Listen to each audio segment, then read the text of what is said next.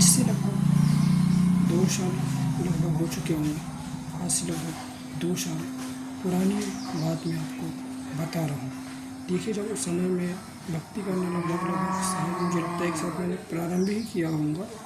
और उस समय की बात है जब संतान जीवन में नहीं थे मेरे।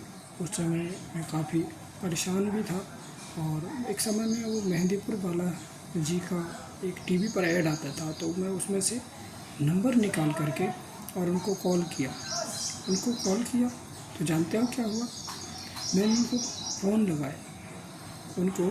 मैंने फ़ोन लगाया तो वहाँ के एक पंडित जी, एक ब्राह्मण फ़ोन उठाते हैं और बोलते हैं कि आप 11,000 रुपये दे दीजिए, आपका नाम से हवन हो जाएगा। आपका अपना नाम बताइए, एज बताइए, अपना एड्रेस बताइए, और उसके बाद फिर आपके नाम का हम लोग यहाँ हवन कर देंगे मेहंदीपुर बालाजी में।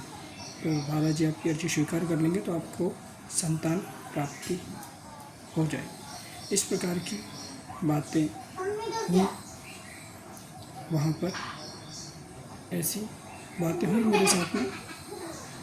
और बात हुई, उसके बाद मैं राज़ी भी हो गया कि चलो इन्हें, अब देखिए दिक्कत था, परेशानी थी, तो ऐसा लगता था एक साथ चलो 11,000 रुपये इन्हें दे देते हैं तो अपने नाम से हवन में हो जाएगा।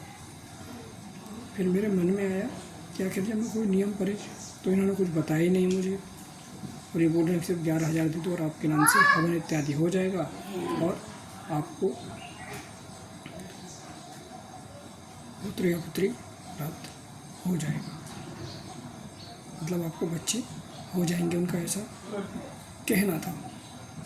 लेकिन क्या ऐसा हो सकता था? मेरे तो कोई नियम परिचय नहीं, उन्होंने बताया भी नहीं। चलो मैं उनकी बात मैं मान भी लेता हूँ।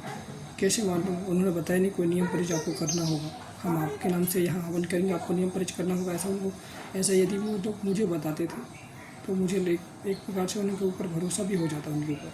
लेकिन उन्होंने ऐसा बिल्कुल भी कुछ नहीं बताया और कहा कि सीधे 11,000 रुपये आप दे दीजिए और उसके बाद आपका काम हो जाएगा।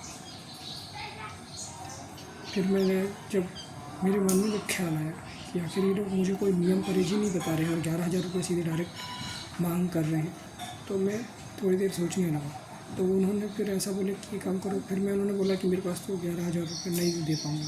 तो फिर वो बोलने लगे कि आप कम भी दे सकते हैं। ऐसा कम करते करते करते वो 1100 पे आ गई कि आप 1100 रुपये दे दीजिए। फिर मैं समझ गया कि पक्का ये लोग फ्रॉड करने वाले हैं। अभी ये लोग 11,000 की मांग कर रहे थे, अभी 1100 मांग रहे हैं।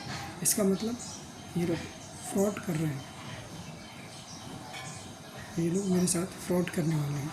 तो मैंने फिर स्पष्ट मना कर दिया कि मैं पैसा दूंगा ही नहीं। तो फिर वो लोग बोलने लगे मुझे, एक व्यक्ति मुझसे बात कर रहा था, वो बोल रहा था कि देखिए अगर तुम पैसा नहीं दोगे तो फिर हम आपके साथ में गलत कर देंगे।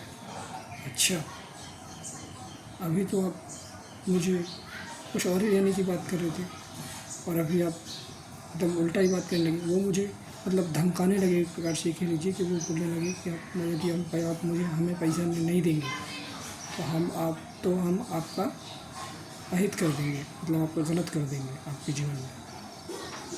तो इस प्रकार से वो लोग मुझे धमकाने लगे। तो क्या ये सच्चे भक्त हो सकते हैं बालाजी के? ये तो कोई फ्रॉड ही होंगे। और इनका नंबर टीवी पर भी ऐड में चलता है, टीवी पर, वहीं से मैंने नंबर उठाया था और उनको कॉल किया था, लेकिन वो लोग सब फ्रॉड निकले। तो आपके साथ भी ऐसा हो सकता है जीवन में। देखिए, जिसको दिक्कत परेशानी होती है ना, तो वो सोचता है कि यहाँ से वहाँ से मेरा कहीं ना कहीं से कोई उपाय या फिर कोई तरीका निकल आए, लेकिन ऐसा होता नहीं है और आप फिर फंस जाते हैं। और वैसा ही मेरे साथ भी हुआ था, मैं भी फंस ही गया था लगभग। वो लोग 11,000 की मांग कर ही रहे थे। फिर बाद में 1100 में जब आ गए, वो लोग बोले कि कम से कम 1100 ही दे दो। तो फिर मुझे उन पर शंका हो गई। तो ऐसी दिक्कत और परेशानी आपके साथ भी आ सकती है। आप लोग सतर्क रहें, आप लोग सावधानी से भक्ति करें। देखिए, भगवान पर भरोसा रखिए, विश्वास रखिए। विश्वास बहुत ज़रूरी है भगवान की भक्ति के लिए। यदि आपको कोई भरोसा और विश्वास ही नहीं है भगवान पर, तो आपको क्या ही प्राप्त होगा जीवन में? आप खुद सोचिए। विश्वास रखें, भगवान की पूजा करें, निश्चित ही आपको, देखिए भगवान आपका ना कल्याण चाहते हैं। जब वो कल्याण चाहते हैं तो आपका वो कभी अहित नहीं चाहते। भगवान को पता है कि आपका किस में कल्याण होना और किस में नहीं होना, तो आपको उस प्रकार से फल प्रदान करते हैं। बाकी भगवान की मर्जी है कि आपको क्या अच्छा और बुरा लगे। बाकी देखो, सब कुछ में भगवान की मर्जी होती है। आप लोगों के हिसाब से कुछ भी नहीं होता, ना ही हमारे हिसाब से होता है, ना ही मेरे हिसाब से कुछ होने वाला है। समझ रहे हो ना? मेरे हिसाब से या फिर आपके हिसाब से कुछ भी नहीं होता है, सब भगवान की मर्ज़ी से होता है।